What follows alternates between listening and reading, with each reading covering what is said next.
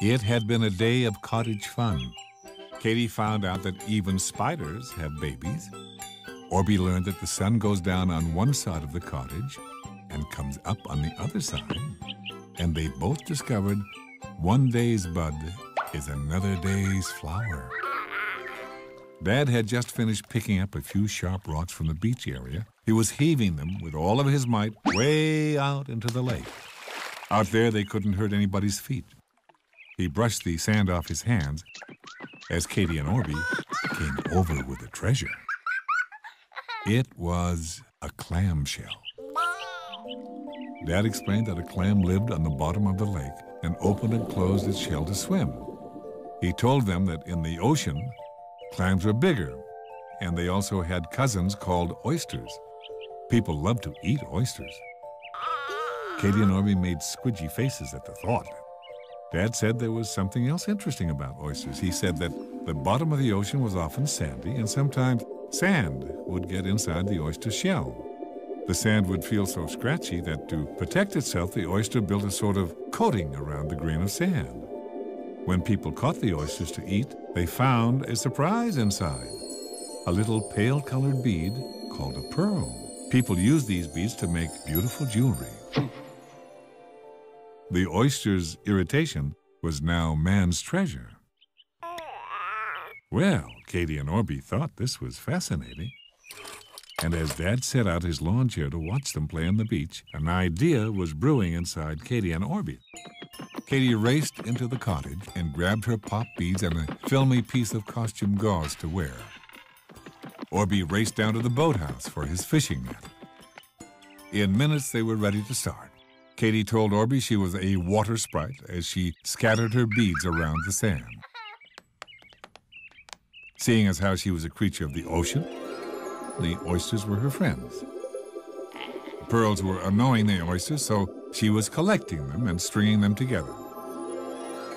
That way, they would be out of the way. Orbie loved her plan and burbled that he was a shipwrecked fisherman.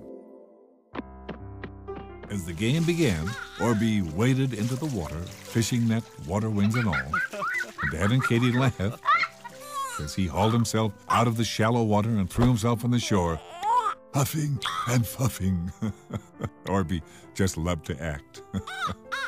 Fisherman Orbie told the water sprite that he was very sad because his fishing boat had just sunk in a terrible storm, and now he had nothing but his empty net. The water sprite felt sorry for the fisherman and suggested that perhaps he try to do something else for his living, something new. Maybe he could be a carpenter. The fisherman thought about this. Then he went to the employment office, which is where you go to get a job. Dad was a little surprised to find out that he was the employment officer. Orbie whispered that Dad needed to pretend that Orbie couldn't do anything else but be a fisherman. Dad nodded his understanding, and the game continued. While the fisherman was gone, the water sprite discovered another pearl and added it to her string. The employment officer told the little fisherman, very kindly of course, that unless he was trained to use saws and hammers and nails, he just couldn't be a carpenter.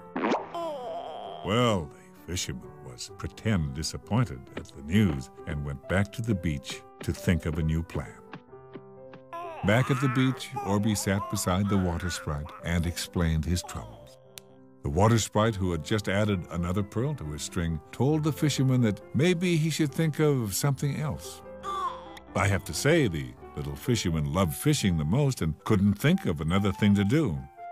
The sprite didn't know a lot about jobs, but she suggested that he try to be a farmer. The fisherman perked up. There were no saws and such in farming, so he headed back to the employment office. Dad smiled at the little fisherman when he asked about farming and told him that unless he knew about tilling, planting, and growing, it would be very hard to be a farmer. Well, the little fisherman was getting very discouraged. Sad and out of hope, he returned to the beach. The water sprite, who by this time had quite a long string of pearls, tried to make the fisherman feel better. She thought, and finally she suggested he try being a fireman. After all, they worked with water, and he loved water. The fisherman cast a sorrowful look out toward the lake that was pretending to be an ocean and sighed. He'd try again. But sad as it was, the employment officer shook his head.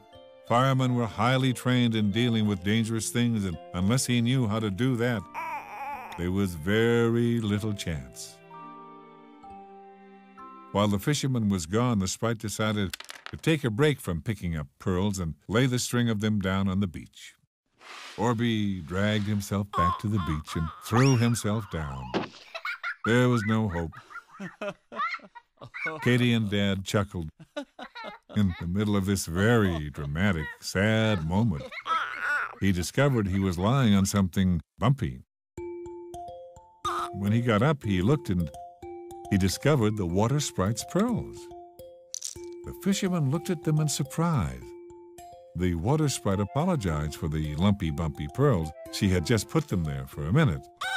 The fisherman, who was getting very excited, asked if they came from oysters, and the water sprite nodded yes. The fisherman looked at the water sprite astonished. Pearls are very valuable, he pointed out. Water Sprite smiled. She had no need for money or valuable things. She only needed the water and her friends. As the fisherman was looking at the pearls with big eyes, the Sprite told him he could have them if they could help him. Orbie did a crazy, joyful, happy fisherman dance, and now he could finally buy a new boat.